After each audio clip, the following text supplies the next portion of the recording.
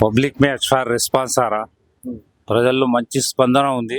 BRS పార్టీని మళ్ళీ అధికారంలోకి తీసుకురావాలి.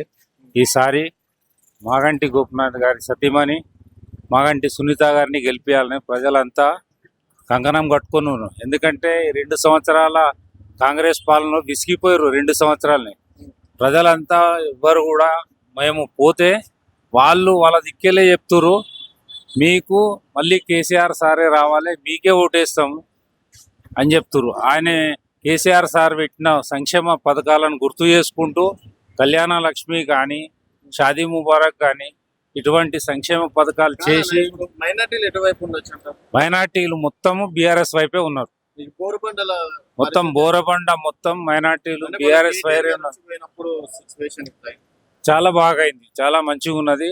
మీరు బోరబండ నుంచి ఈ హైటెక్ హోటల్ వరకు బ్రహ్మరథం పట్టిర్రు. ప్రజలు స్వచ్ఛందంగా వస్తున్నారు అంతా. రేవంత్ రెడ్డి కూడా వస్తుంది కదా.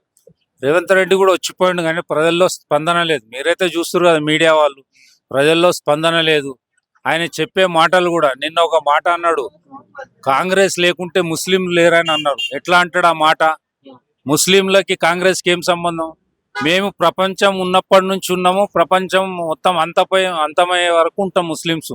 కానీ ముస్లింస్ గురించి కూడా రేవంత్ రెడ్డి ఖబర్దార్, నువ్వు అటువంటి మాటలు మాట్లాడొద్దు, ముస్లింలకు అందరికి క్షమాపణ చెప్పాలని కోరుకుంటా.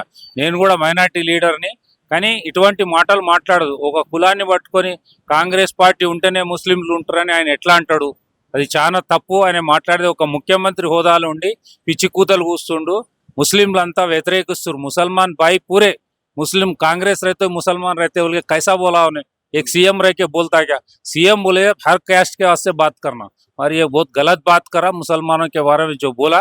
उन्हें हम लोगों को सबको माफी मांगना पड़ता, मुसलमानों को, सारे हिंदुस्तान के मुसलमानों को माफी मांगना उन्हें।